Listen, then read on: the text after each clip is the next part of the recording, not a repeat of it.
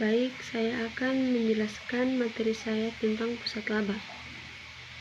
Pusat laba atau profit center merupakan pusat pertanggungjawaban yang memiliki kewenangan untuk mengendalikan biaya-biaya dan menghasilkan pendapatan, tetapi tidak memiliki kewenangan untuk mengambil keputusan tentang investasi. Setelah itu, ada akuntansi pertanggungjawaban dan pusat pertanggungjawaban.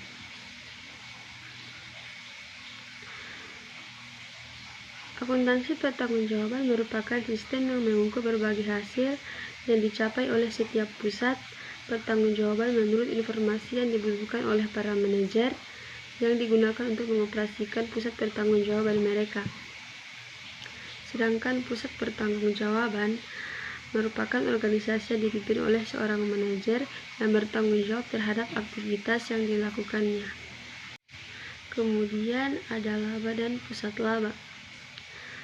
Laba dimaknai sebagai imbalan atas upaya perusahaan menghasilkan barang dan jasa, sedangkan pusat laba merupakan suatu pusat pertanggungjawaban terhadap pendapatan maupun biaya. Selanjutnya, saya akan menjelaskan studi kasus perusahaan yang terkait dengan pusat pertanggungjawaban atau pusat laba. Analog Device merupakan perusahaan yang bergerak dalam manufaktur rangkaian terpadu yang mengubah konversi antara data analog dan digital. Perusahaan ini didirikan oleh Ray Stata dan Matt Lobel pada tahun 1965. Pada tahun 1990, Analog Device mengalami kerugian pertama kalinya, tidak memenuhi target profitabilitas untuk 1991 sebesar 50% dan mengalami PHK pertama kalinya sebanyak 600 karyawan, 12% tenaga kerja. Analog Device tidak menghubungkan kompensasi insentif kinerja pada ukuran skor kompensasi untuk pejabat perusahaan berdasarkan atas kenaikan harga saham.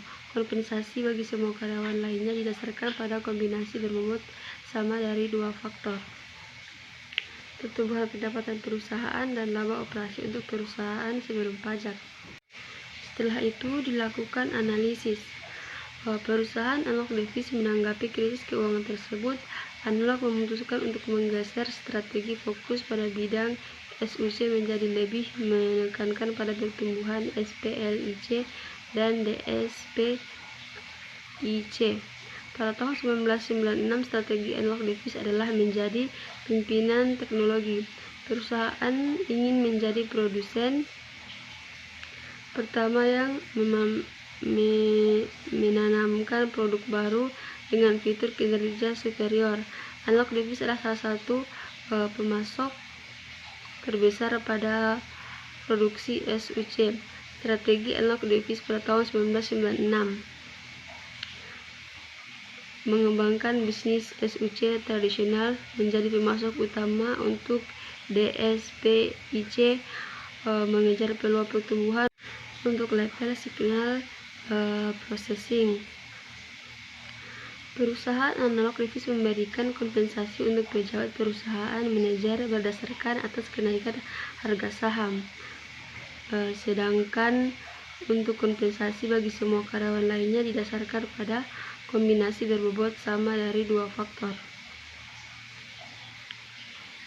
pertumbuhan pendapatan perusahaan dan laba organisasi untuk perusahaan sebelum pajak. Jika kompensasi untuk pejabat korporat didasarkan pada apresiasi dalam harga saham menjadi kurang relevan karena harga saham belum tentu mencerminkan kinerja manajemen, sebab harga saham juga dapat dipengaruhi oleh faktor-faktor lain, baik faktor eksternal seperti kondisi lingkungan industri, perekonomian negara, dan lainnya. Begitu juga dengan insentif. Kompensasi insentif karyawan didasarkan pada pertumbuhan pendapatan perusahaan dan laba operasi sebelum pajak yang juga tidak mempertimbangkan unsur keuangan dalam scorecard seperti KIP dan produk baru. Padahal dalam KIP ada unsur produktivitas karyawan yang sebenarnya perlu dipertimbangkan.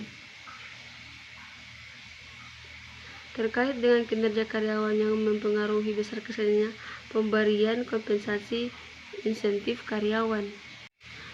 Untuk rekomendasi, sebaiknya perusahaan analog devis menyesuaikan dengan kondisi masa depan seperti membangun kepemimpinan dalam pemrosesan sinyal, meningkatkan tingkat pertumbuhan untuk penjualan dan laba menjadi 20%, dan menumbuhkan organisasi dan mengembangkan keterampilan dan kompensasi karyawan. Jadi, perusahaan sebaiknya menggantikan unsur-unsur scorecard dalam menentukan kompensasi insentif untuk pejabat korporat dan karyawan, karena dalam scorecard terdiri atas unsur keuangan dan non-keuangan di mana keduanya menunjukkan baik buruknya perusahaan.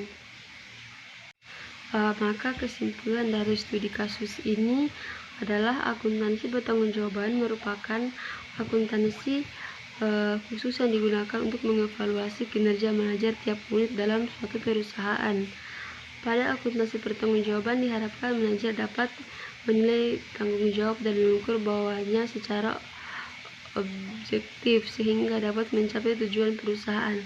Pusat laba merupakan suatu pusat pertanggungjawaban terhadap pendapatan maupun biaya. Laba dapat digunakan perusahaan sebagai alat untuk mengukur kinerja manajer. Perusahaan didirikan tujuannya yaitu untuk memperoleh laba dan menjaga kelangsungan hidup perusahaan. Salah satu faktor untuk mengukur kesuksesan manajemen dalam mengelola perusahaan yaitu adanya kestabilan perusahaan dalam memperoleh laba. Terima kasih, itulah materi dari saya.